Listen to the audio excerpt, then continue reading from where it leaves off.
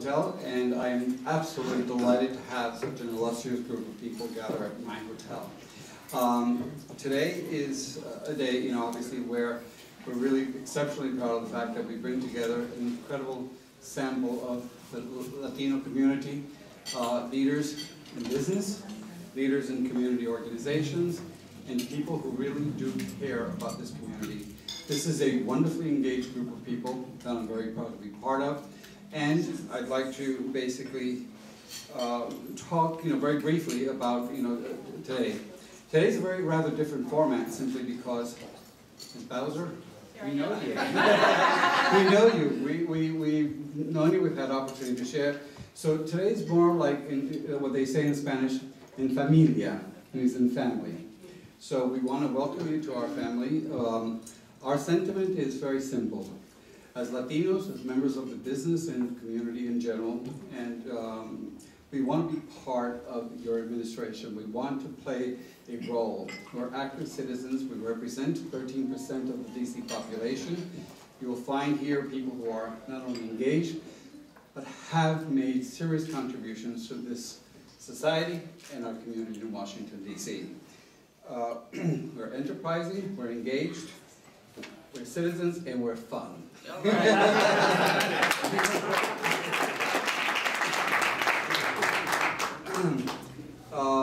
I don't really want to take much, time, but obviously what brings us here is our interest in continuing a role that has already started with prior administrations. Our engagement in aspects of the education of our community, fair housing, health issues. We have the same issues as every other community. We're not looking for special privileges, we're looking for equal privileges. We want to stand up, we want to be counted, and we want to be part of the success of your administration. So before I actually introduce you, I would like to call someone else to introduce you to instead. So Ms. Angela Franco, would you come up and say a few words, please?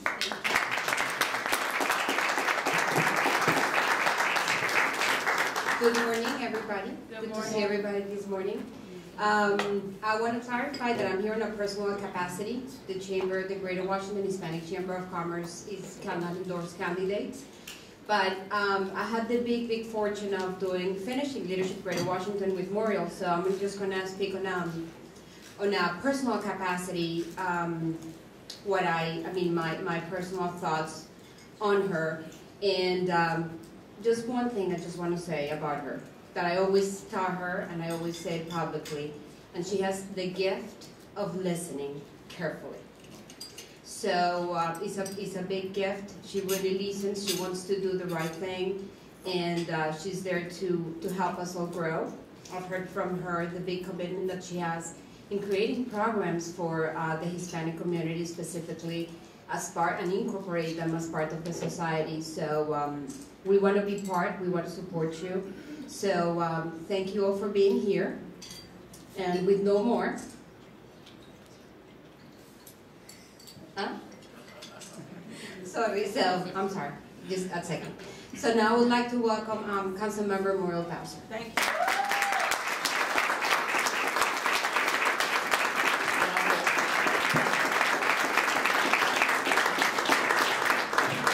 Good morning, everybody. I'm really delighted to be here at the beautiful Beacon Hotel. Thank you, Hector. Thank you, Jay. And let's give them a big round of applause.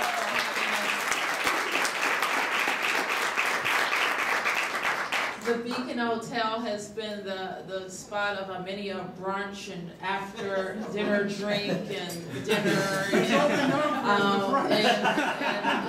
family friends visiting Washington and needing a wonderful place to stay. And I just couldn't be more delighted to be here. Angela, we want to thank you, and I certainly want to thank you for your friendship and getting to know you over the course of a year's time. And I can't think of a stronger leader in our community that speaks business all the time, understands and speaks up proudly and strongly for the Hispanic community, and is really truly one of our great women leaders in this region. Let's give Angela a round of applause. And you're right, I'm here among a lot of friends, and I'm proud to be here among a lot of friends. We are at about 16 months into a mayor's race.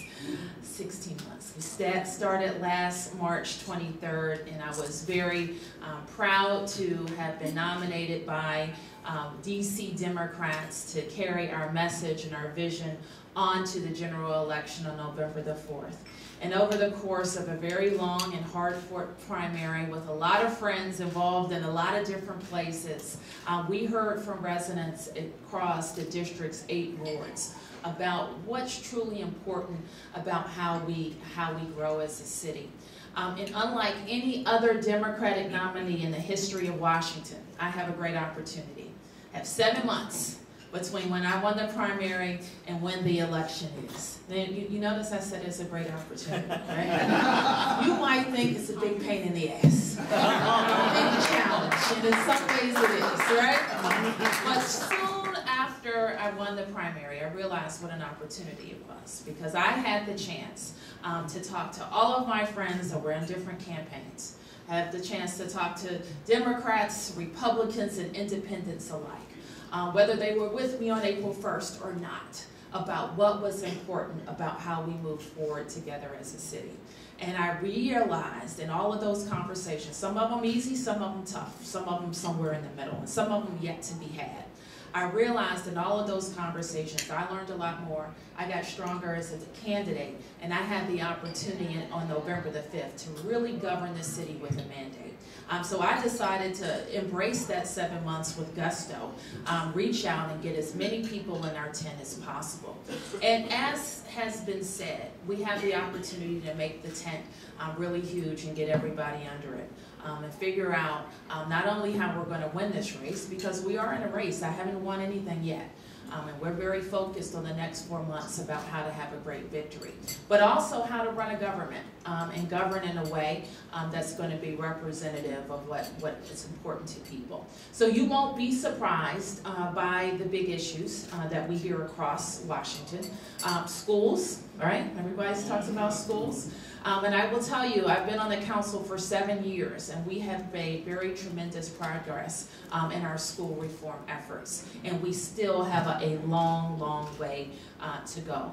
We've seen in 7 years leadership changes from the top to the schools and to the central office. We've seen hundreds of millions of dollars in investment in our buildings. We've seen pre-K programs expanded.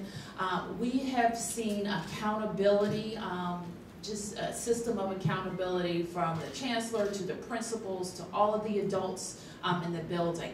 We've heard about our school reform efforts all across the country, from the Secretary of Education who works for President Obama to school districts all across our great nation who are interested in also making sure that we have real transportation in urban school districts. So even with that, what it means to change our schools really affects how we move forward as a city. And when I think about our Latino students, I know we especially have some ways to go. We actually do see our Latino students making really great gains in some areas, in some cases outpacing other communities. And so it is important, though, that when you look at your school district, you look at your teachers, you look at your schools, that there is a welcoming environment and that we have a continuum of excellence in our schools. Sometimes when we talk about the schools, we talk about all of the students that are really far behind, don't we? And we have to get them caught up. But we also have a lot of students that are excelling, and that's the students that we don't talk about a lot, and making sure that our school system is dealing with those students as well. So that's going to be really important. Now, I made the commitment about several weeks ago now, and thinking about how our schools move forward. And one of the most important things, I think, to our success is that we have consistency in leadership, and that we have a mayor that's going to hold the chancellor accountable. And so that's what our commitment is. The other thing you won't be surprised about is that people love the progress we're making in DC, right? Yes. You like the cranes in the air? You like new folks, new businesses, new customers coming to the downtown. You like that, right? Our business people like the new opportunities to build some things, right? hire people, put in new systems, have events. We all like that progress. But what we see consistently across the city is a certain anxiety about that progress as well. What does it mean for grandma, and if she will be able to stay in her home? What does it mean for a small business owner who sees the taxes skyrocket on Mount Pleasant Street? What does it mean for your child coming home from college who can't find a job or be able to afford to live in Washington? And so there's all of this anxiety. What I know as a person whose family has been here for 5 generations, and we have seen the good, the bad, and the ugly in DC, none of us is nostalgic for those days when we were broke or the murder capital of the world and the Congress has taken us over. But we also have the responsibility when we look forward into 25 years from now that we see a city where grandmoms can age in place, where young people can afford to buy a home, where new folks coming to our city recognizes and respects all the work that has been done before them, where immigrants can find a place to live and to a welcoming place and make a government that makes it easy to start and support business. So this sense of how we grow our middle class in the District of Columbia and ensure a pathway for people who are willing to work hard in our city is a central theme of our campaign, and it has been for the last 16 months. And so what does that mean? You say, Bowser, you know, that all sounds good, but what are you going to do with that 30,000 person government? Can you really make the rent cheaper in DC? And the answer to all those things is there's no silver bullet, but it matters who the mayor is. It matters. Because the mayor has to say it's important to grow the middle class in DC. The mayor has to say it's great to have development downtown, but we have to have it across town and uptown too. The mayor has to say if we're going to build $500 million worth of schools, it's not just enough to give contracts to the big guys, but you have to order the government in a way where the little guys have a fair shot as well.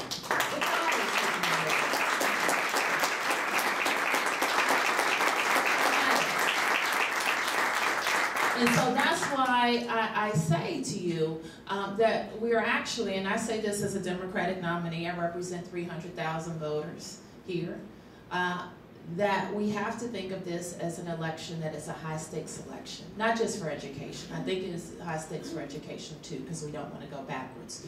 But I know it's high stakes for how we grow as a city, because we want to be a city that is reflective and representative of all the people who live here, where everybody has a fair shot. You know, the thing though that really got me in this mayor's race last year, and I've been privileged to represent the people of Ward 4 for 7 years. And 7 years ago, we set out, and you know I represent the most Latinos in the District of Columbia. Did you know that? Yeah. It used to be somebody else.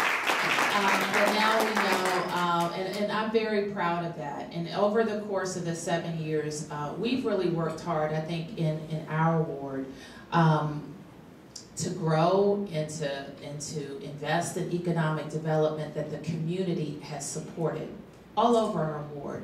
And I think it's a model, actually, for how we can grow as a city. And what we've learned in that time is that the leaders of the government, the directors of each of the agencies, and how they respond to our residents is critically important. But in 25 years, we're going to have 150,000 more people in DC alone. In the region, we'll have 6 million more people. And so if we're going to enjoy a wonderful quality of life in the city, we have to have a government that's getting ready for that very tremendous growth. That schools, another very critical issue is housing, and how we will continue to invest in housing in the District of Columbia. Now, I'll say this 1,000 times. There's no mayor that can make the rent go down.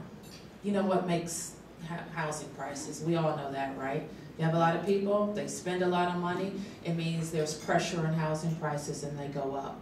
But the government has to do everything the government can do in that space And that includes a commitment that we've made to $100 million a year in investing in the creation of new and preserving affordable housing in the District of Columbia. And that's going to be critically important.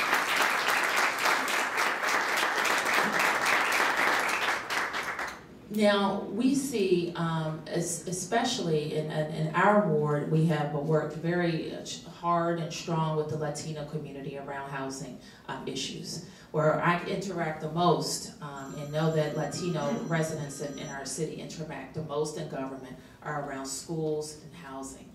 And making sure that people understand and making sure that the government is using all of its power to protect people against market forces and interests that make housing go from affordable rental to condominium, or the pressures that we're seeing all around the city to convert housing and have third parties work with tenants. All of these things concern me about making sure people have a fair shot in our city, and we're very focused on it.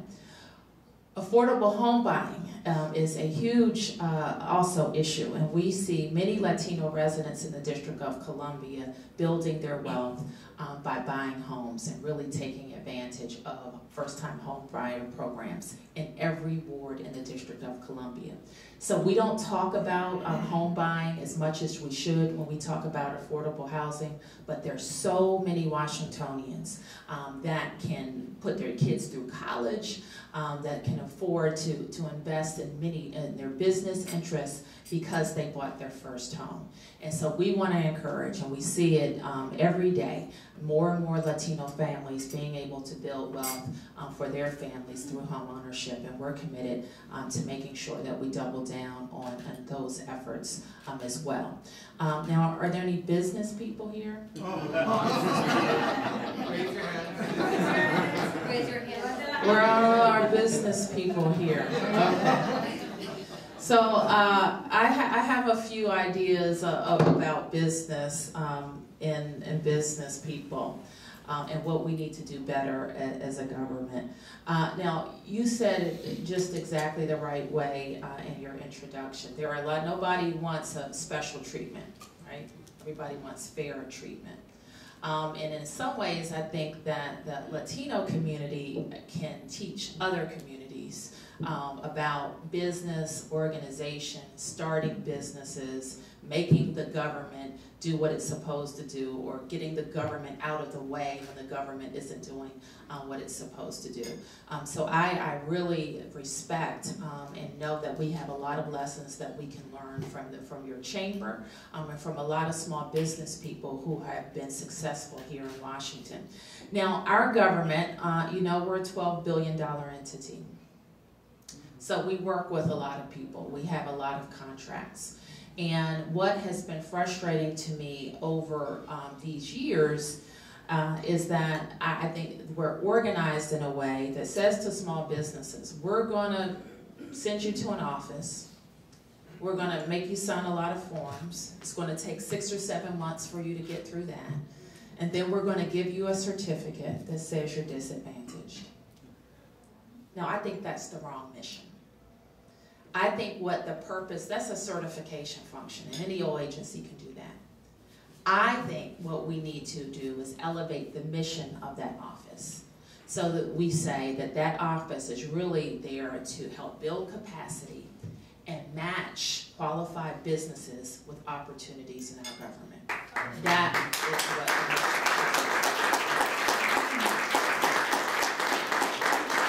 I think we can do that in some ways. We can do that in the existing structure, and we can do that in the Deputy Mayor for Planning and Economic Development's office, but we have to be focused on how we're matching qualified business with opportunity. And that requires leadership from the mayor, a leadership in that economic development office, but also the leadership of each agency director to make sure that we're actually living up to our commitments.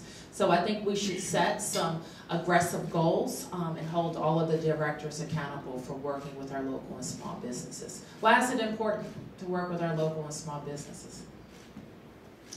They tend to live here, pay taxes here, hire DC, well, they vote here, yes. That's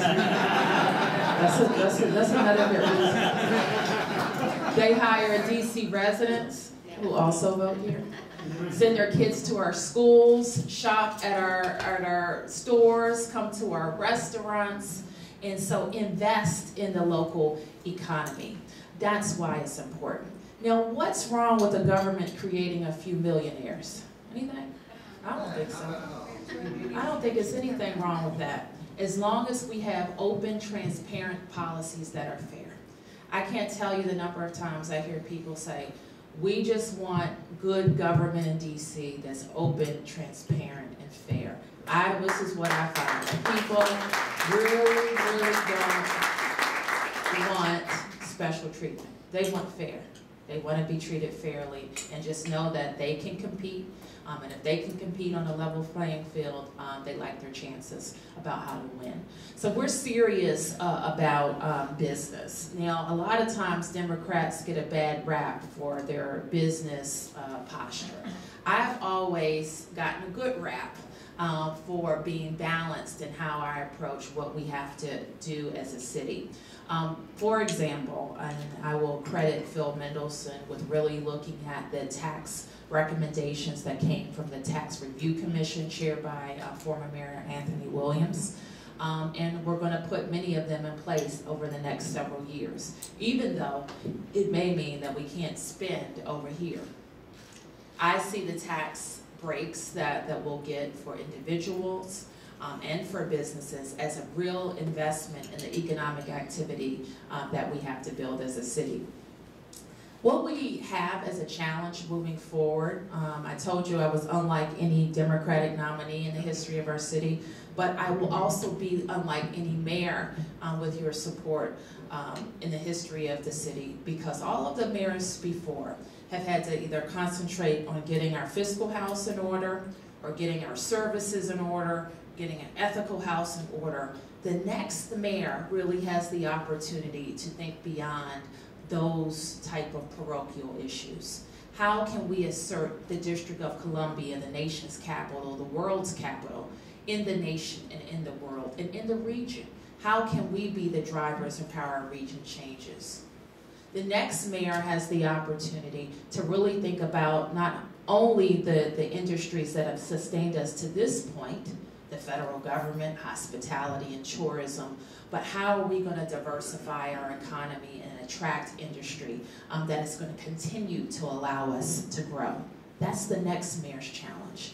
The previous mayors have had to get schools under control and services under control. Now the next mayor can hire the generation of leaders and thinkers and thought shapers that are going to allow us to not only absorb 150,000 people, but to excel with those 150,000 people.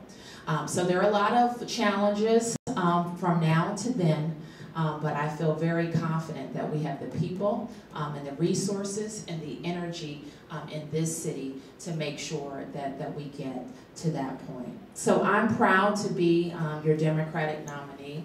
I'm here to ask you for your support. We're going to need you. Not only are we going to need you on election day, but every day leading up to election day. We're about 118 days out. Now, me, I can do anything for 118 days. What about you?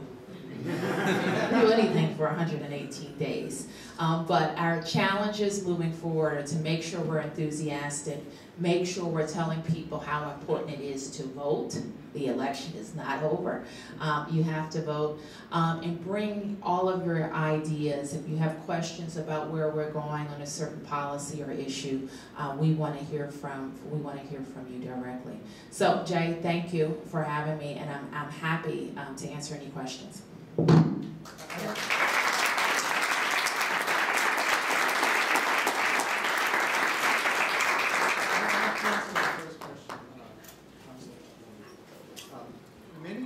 The arts are often considered the soft side, and they are actually the second generator of tax revenue for the city after tourism. And there's always this push and shove about the Arts Commission funding, after-school arts programs, in school. We, as you know at Dollar, we have all of those things going on, and we've been a very vital part of the economic revitalization of Columbia Heights, Absolutely. not just as providers of art. So those are my Okay. two questions. Okay, so DC TAG, for those of you who don't know, this is a federally funded program that allows